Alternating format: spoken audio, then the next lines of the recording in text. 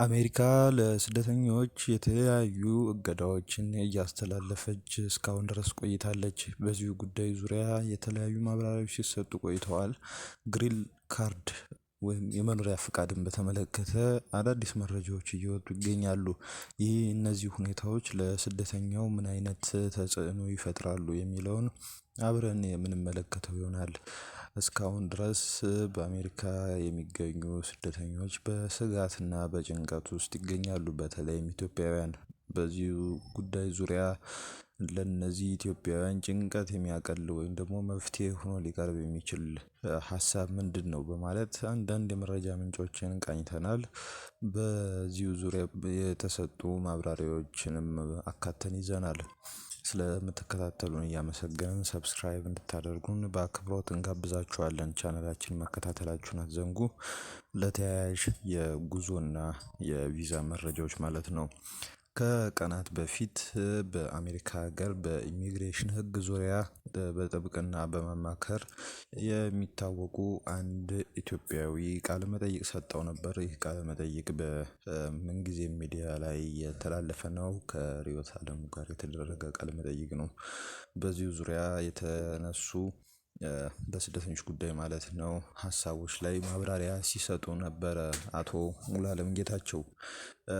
የ75 ሀገራት የቪዛ እገዳና የኢትዮጵያ ሁኔታ ምን ይመስላል በሚለው ዙሪያ አጠቃላይ ሁኔታውን በማንሳት ማብራሪያቸውን የጀመሩት ጠበቃ ሙሉአለም አሜሪካ ኢትዮጵያን ጨምሮ በ75 ሀገራት ላይ የቪዛ እገዳ መጣሏን አውስተዋል። ኢትዮጵያ በዚህ ዝርዝር ውስጥ ሳትካተት ይህ የመጀመሪያዋ ነው በማለት አውስተዋል። ይህ እገዳ በዋነኝነት የሚመለከተው የኢሚግራንት ወይም በግሪን ካርድ አሜሪካ ገብተው ለመኖር የሚያመለክቱትን ነው። በቤተሰብ ጥሪ፣ በስራ ቅጥር ወይም በኢንቨስትመንት ኢቢ5 ይባላል። ይሄ በኢንቨስትመንት የሚመጡ ሰዎች ሂደት ላይ ያሉ ሰዎች ፋይላቸው በጊዜያዊነት እንዲቆም ወይም ደግሞ ፓውዝ እንዲደረግ ተደርጓል። እገዳው የሚያመለክታቸው እንደ ተማሪ ቪዛ ኤፍ1፣ የባህል ልውጥ ጄ1 እና የቱሪስት ወይም የንግድ ቢ1 ወይም ቢ2 ቪዛዎች በዚህ ልዩ የ75 ሀገራት እገዳ ውስጥ ያልተካተቱ ናቸው። በቪዛ እገዳው ዙሪያ ይህን ካነሱ በኋላ ፐብሊክ ቻርጅ እና የትራምፕ አስተዳደር ምክንያት ምን እንደሆነ ለማብራራት ሞክረዋል። መንግስት ስደተኞች የመንግስት ጥገኛ ይሆናሉ በሚል ስጋት እገዳውን መጣሉ ተነግሯል። ጠበቃው እንደገለጹት የትራምፕ አስተዳደር ወደ 48 በመቶ የሚሆኑ ኢትዮጵያውያን ስደተኞች በተለያየ መልኩ የመንግስት ድጋፍ ወይም ሜዲኬድ እና መሰል ይጠቀማሉ የሚል መረጃን ለውሳኔው መነሻ ማድረጋቸው ተጠቁሟል። የቪዛ ቃለ መጠይቅ ቪዛ ለማግኘት ማለት ነው ቃለ መጠይቅ ጨርሰው ለሚጠባበቁ ኢትዮጵያውያን ደግሞ አዲስ አበባ በሚገኘው ኤምባሲ ኢንተርቪው አልፈውና የሕክምና ምርመራ ወይም ሜዲካል ጨርሰው ቪዛቸውን የሚጠባበቁ ሰዎች በፖሊሲው ምክንያት ቪዛቸው በጊዜያዊነት እንዲቆም መደረጉን ጠበቃ ሙሉአለም አንስተዋል። ፖሊሲው እስካልተቀየረ ድረስ ሁኔታው በምን ሁኔታ ሊዘልቅ እንደሚችል ማብራሪያ የሰጡት ጠበቃው ቪዛውን የማግኘት እድላቸው አነስተኛ እንደሆነ አውስተዋል። የዲቪ 2026 ጣፈንታም ደግሞ በዚሁ በጠበቃው ማብራሪያ ውስጥ የተነሳ ጉዳይ ነው። የአውሮፓውያን አቆጣጠር የ2026 የዲቪ እጣ ሂደት በአሁኑ ወቅት ታግዶ ይገኛል። ዲቪ በኮንግረስ የጸደቀ ሕግ ቢሆንም ፕሬዝዳንቱ ግን በሀገራዊ ደህንነት ስም አፈጻጸሙ እንዲቆም የማድረግ ስልጣን እንዳላቸው አንስተዋል። የዌልካም ኮርፕስ እና የስደተኞች መታሰር ሁኔታም ደግሞ በጠበቃው የማብራሪያ ነጥብ ውስጥ በእጅጉ የተነሳ ነጥብ ነው። በዌልካም ኮርፕስ ፕሮግራም የመጡ ስደተኞች ለኢንተርቪው ተጠርተው በሚኒሶታ እና በሜሪላንድ መታሰራቸውን የተነገረው አንድ ስደተኛ ከመጣ ከአንድ ዓመት በኋላ ለቋሚ ነዋሪነት ወይም ግሪን ካርድ ካላመለከተ ሁኔታው በድጋሚ መፈተሽ አለበት በሚል ሰበብ ነው እስሩ እየተፈጸመ ያለው። የኢትዮጵያ ጉዳይ ቲፒኤስን በማንሳት በቦስተን ፍርድ ቤት የቀረበ ክስ ነበረ። ሳሙኤል ስቴፌኒ እና አባዱ የተባሉ ሶስት ኢትዮጵያውያን ከአፍሪካ ኮሚኒቲ ቱጌዘር ወይም ኤሲቲ ወይም አክት ጋር በመሆን የኢትዮጵያ ቲፒኤስ እንዲቋረጥ የተላለፈውን ውሳኔ በመቃወም ጥር 22 ቀን 2026 እንደ አውሮፓውያን አቆጣጠር ክስ መመስረታቸው የሚታወስ ነው። መንግስት በኢትዮጵያ ያለውን ወቅታዊ ግጭትና ሰብአዊ ቀውስ ችላ በማለት ውሳኔውን ማስተላለፉ ህገወጥ ነው የሚል ነው የክሱ ነጥብ። የካቲት 13 ቀን ሊያበቃ የነበረው የቲፒኤስ ጊዜ እንዲራዘም ጥያቄዎች እየቀረቡ ይገኛሉ። በአሁኑ ሰዓት በአሜሪካ አሳሳቢ የሆነው የአይሲኢ ወይም ደግሞ የኢሚግሬሽን አካላት ፍተሻ ነው። ከዚሁ ጋር በተገናኘ የእነዚሁ ፈታሾችና የመብት ጥበቃ ሁኔታ ጥያቄ የተነሳበት ይገኛል። የኢሚግሬሽን ኦፊሰሮች ያለ ፍርድ ቤት ትዕዛዝ ወደ ተለያዩ ቤቶች በመግባት ሰዎችን ለማሰር ስልጠና እየወሰዱ መሆኑን የሚያሳዩ ሰነዶች መለቀቃቸው ተጠቅሷል። ጠበቃው በአጽንኦት እንደገለጹት በኢሚግሬሽን ባለስልጣን የተፈረመ ወረቀት ወይም አድሚኒስትሬቲቭ ዋረንት ቤቱን ለመፈተሽ በቂ ስላለመሆኑ ነው የጠቀሰው። በዳኛ ወይም በጀጅ የተፈረመ የፍርድ ቤት ትዕዛዝ ካላሳዩ በስተቀር በር ያለመክፈት መብት ስደተኛው እንዳለው አመልክተዋል። እንግዲህ በአጠቃላይ ከቲፒኤስ ጋር የተገናኘ ጉዳይ እና ከዲቪ ጋር የተገናኘውን ጉዳይ እንደዚህ አንስተውታል ጠበቃ ሙሉዓለም። በሌላ በኩል ደግሞ የአዲሱን የጉዞ እገዳ፣ የኢኮኖሚ ተጽዕኖ፣ ሌሎች ተያያዥ ጉዳዮችን የሚያነሱበት ማብራሪያ የሰጡበትም ሁኔታ አለ። እንግዲህ ብሔራዊ የአሜሪካን ፖሊሲ ፋውንዴሽን ወይም ኤንኤፍኤፒ የትራምፕ የጉዞ እገዳና ኢሚግሬሽን ላይ የሚወስዳቸው እርምጃዎች ወይም ኢንፎርስመንትስ አሜሪካንን እስከ 2028 ድረስ ከ2.1 ቢሊዮን አካባቢ የሚሆኑ ኢሚግራንቶችን ወይም ስደተኞች እንደሚያሳጣት ተናግረው እንደነበር አውስተዋል። ፎርብስ መጽሔት እንደዘገበው እስከ 4.6 ሚሊዮን የሚደርስ ሕዝብ ወደ አሜሪካ ከመምጣት እንደሚታገድ፣ በዚህ የጉዞ እገዳና በአጠቃላይ በኢሚግራንቶች ላይ በሚደርሰው ጠንካራ እርምጃ ምክንያት ሊከተል እንደሚችል ገልጸዋል።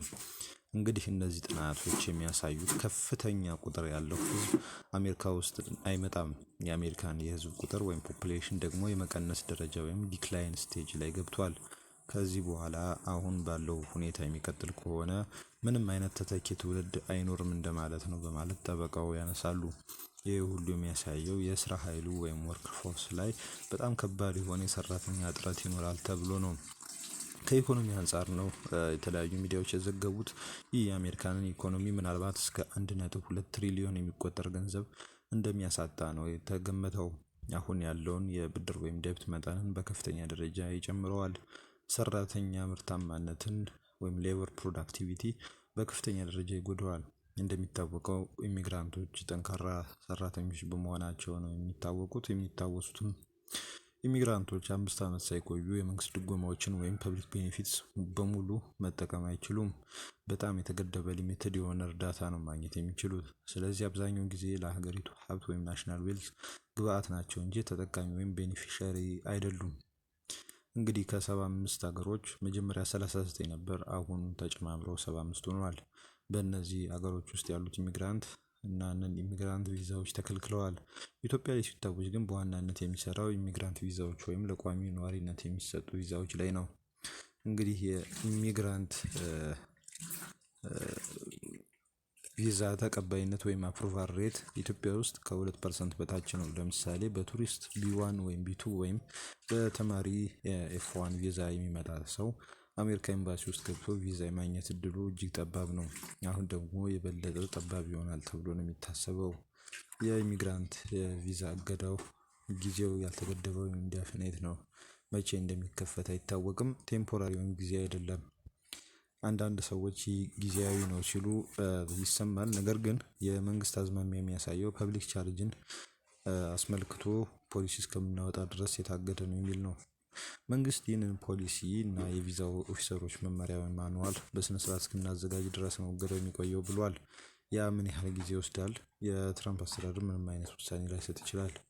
የማስገደጃ መንገድም ላይኖር ይችላል። ነገር ግን ሰዎች በኢሚግራንት ቪዛ ለምሳሌ በቱሪስት ወይም በተማሪ ቪዛ ወደ አሜሪካ መጥተው እዚህ ሀገር ውስጥ ወደ ኢሚግራንት ቪዛ ወይም ወደ ግሪን ካርድ የመቀየር ወይም ትራንዚሽን ማድረግ ይችላሉ። አንዳንድ ሀገሮች ለምሳሌ ኤርትራና ሶማሊያ የመሳሰሉት ላይ ግን ሙሉ ለሙሉ ነው የታገደው። እነዚህ ሀገሮች ዩኤስሲአይኤስ ወይም የአሜሪካ ኢሚግሬሽን ቢሮ ላይ ፋይል ቢያደርጉም ፕሮሰስ አይደረግላቸውም።